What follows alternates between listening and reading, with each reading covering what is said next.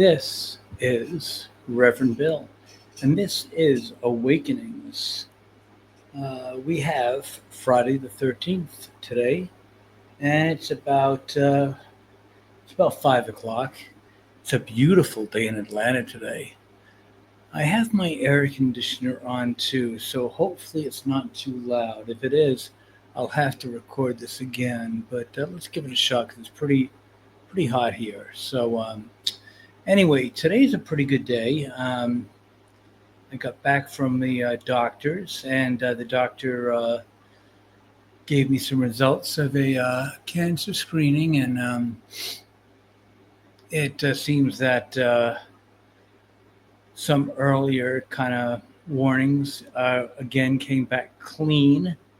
So once again, our friends, the witches out there with their attacks, missed once again. I didn't want to bring it up, but yeah, a little while ago, there was some results from a test that looked like there was some reason to believe that there was some cancer, um, and like before, uh, and cancer seems to be our friend, the witch's favorite method to kill people. I've seen them use it over and over again, actually. And in the past, I've seen them use colon cancer, and recently I passed a colon scare, got through that okay, and then there was another one thrown at us, and apparently I got through one today, and he said that the growth had stopped completely. He said it has known that in rare occasions,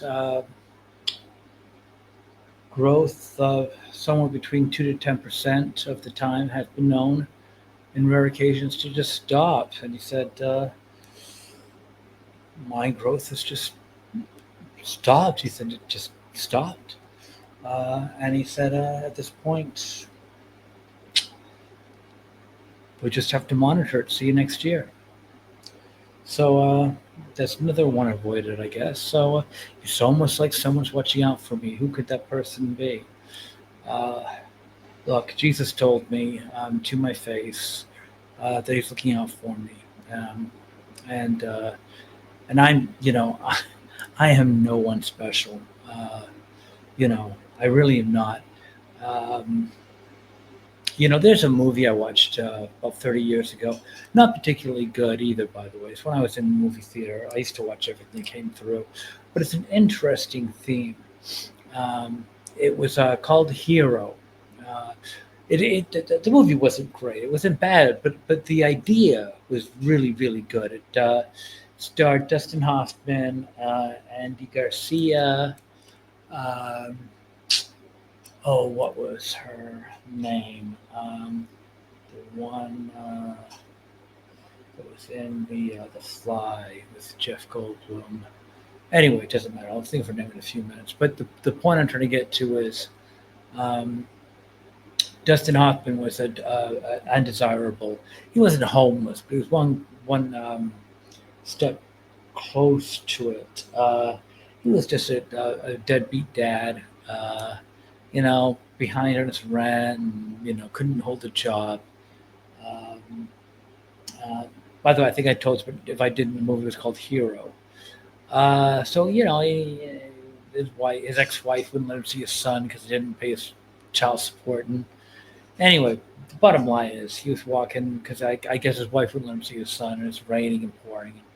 Uh, a plane crashes, and this movie came out about 30 something years ago. So, but the point is, the plane crashed, and I think he wanted to roll over some guys and take their wallets, and the guys were pinned and they were screaming for help. And I think he wanted to like just take their wallets or something. And as he was rolling their wallets, he was like pulling them out of the plane. Cause it's like, gosh, yeah, okay, whatever. It's like, help me, help me. It's like, yeah, yeah, whatever. He pull them out, take their money, um, and stealing from them. He was saving them. Um, and then, of course, what happened is, if I remember correctly, Andy Garcia, who was kind of a weak character, but looked like $1 million because Dustin Hoffman looked one step away from being homeless, and Andy Garcia looked like a politician, but he was very weak internally, and he looked the part. So I guess somehow people thought that Andy Garcia was the one that did the rescue, and he looked the part. So he got to be the hero when the real hero was the scumbag. Uh, but I guess the idea was the man really isn't the hero. The circumstances make the man, which is the long way of what I'm trying to get to here is that it might sound like I talk to God or I'm fighting the devil or whatever I might be doing here. It's not me. I wanted none of this. I mean, a couple of years ago, I'm just some guy, just the circumstances grabbed me in. I mean, I just I never wanted uh, Satan worshippers to attack my family or myself. That was the least of it. And actually, they were attacking me all my life. I just didn't know it. And they were killing people. I mean, you know, uh, they're trying to get me. The fact is, they probably thought they thought I was easy. The last person they got was a pregnant woman who had no idea how to fight them. And hey, guys, I think the guys are realizing now that I am not a pregnant woman, and I'm not going down easy. And the good Lord has come to help me out. So yeah, and they've been killing people for years. So I'm not going to go down quietly, obviously. Anyway, move. Let's move on. What do we got here? What do we got here? Uh, what is going on with the riots? Are they going to have each Democratic see? Here's the thing: the Democrats have got to support the nation. Newsom was going to be the Democratic um, leader, I think, going into 2028. But what happened is the insurrection, if you want to call it, they forced his hand, and now he pretty much destroyed his future. No one's going to support him now. They forced his hand, and gone with he should have gone with Trump. He screwed up. Um, Now, what are they in New York? Uh, let's see what goes on. Crockett, my prediction is Crockett's going to be dumb enough to side with the insurgents. AOC, I'm going to guess that she's going to stay out of it. She's not going to side with Trump. I'm going to guess she's going to stay out of it. She's not going to side with the insurgents. She's not that dumb. Well, she might be, but I think her handlers are going to tell her not to. Um,